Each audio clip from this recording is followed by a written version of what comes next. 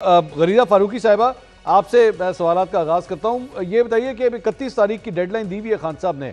आपको लग रहा है कि जो एक CBM स्टार्ट हुए हैं हुकूमत और PTI के दरमियान कोई ब्रेक थ्रू हो जाएगा तब तक?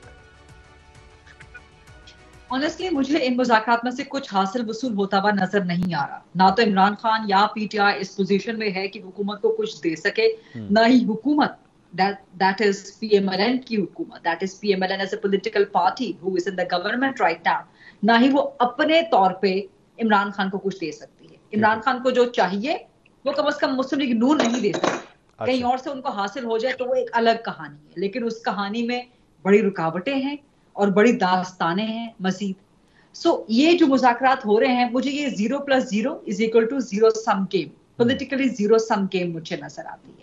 मेरा नहीं ख्याल कि इसमें कुछ खास तौर पे देखें, आपने सवाल किया उस्मा कारदार साहिबा से पहले कि जी आपकी डिमांड्स क्या है। हुकूमत की तो डिमांड ही सामने नहीं आई और PTI इन राइटिंग अपनी डिमांड देने से कतरा रही है। क्यों? इसलिए कि वो चाहते ही इमरान खान की रिहाई है। यही बुनियादी मुद्दा है पाकिस्तान तहरीके इंसाफ का। बाकी सब चीजें जो है वो साथ में नत्थी कर दी गई हैं, लफ कर दी गई हैं एनेक्सर्स के तौर पे। अदरवाइज वो उनकी बुनियादी डिमांड्स नहीं है।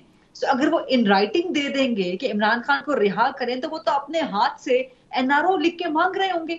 और ये पहली बार होगा कि कोई भी पॉलिटिकल पार्टी लिख के बाकायदा तहरीरी रिकॉर्ड के साथ पाकिस्तान की तारीख का रिकॉर्ड का हिस्सा बन जाए कि इमरान खान ने NRO मांगा कि मुझे रिहा कर दें, लेकिन हुकूमत रिहा भी नहीं कर सकती। अच्छा, इंटरेस्टिंगली इनफ अभी जो नई डेट लगी है कि जी हम मुज़ाकरात करेंगे, वो 6 जनवरी या उसके बाद की है।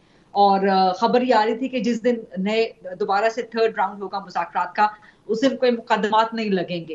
तो 190 मिलियन पाउंड अभी भी पेंडिंग है। तो अब देखिए 190 मिलियन पाउंड का पहले भी फैसला पिछली तारीख को नहीं हुआ। अब क्या 6 जनवरी को भी सुनाया जाएगा कि नहीं सुनाया जाएगा, या क्या वो लेवरेज के तौर पे इस्तेमाल तो नहीं हो सकता? ये सब चीजें बड़ी देखने वाली हैं। लेकिन मैं नहीं समझती कि पाकिस्तान तहरीके इंसाफ को इमरान खान की रिहाई इन मुज़ाकरात के नतीजे में मिल सकती।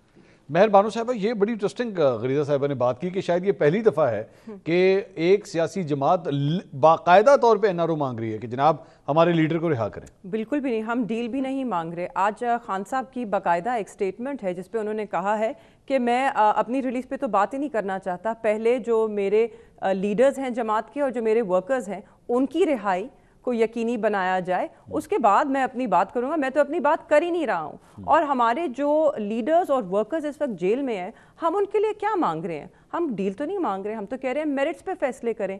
हम कह रहे हैं अदालती निज़ाम को चलने दीजिए, मेरिट पे फैसले कीजिए। क्या है वो मेरिट? ये वही लोग हैं जो 1.5 साल से ज़ायद इन्होंने जेल में गुजारा है, इनकी बेल्स जो हैं वो पेंडिंग है। उन बेल्स पे आज तक उनके मेरिट्स पे सुनवाई ही नहीं हुई।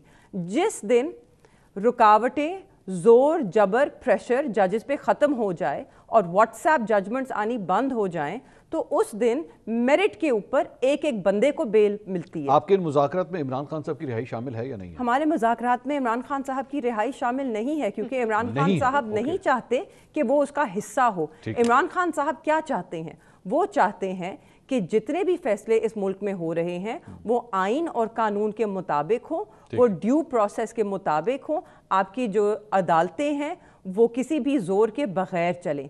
और हम चाह रहे हैं कि 9 मई और 26 नवंबर पर जुडिशल कमीशन कायम हो। अगर तो पहली शिक पूरी होती है कि मेरिट्स पे फैसले हों, तो मेरिट्स पे खान साहब भी रहा होते हैं, मेरिट्स पे हमारे वर्कर्स भी रहा होते हैं, और मेरिट्स पे हमारे दीगर लीडरान आपके पहली जो डिमांड है, अगर वो पूरी होती है तो दूसरी भी कायम रहेगी?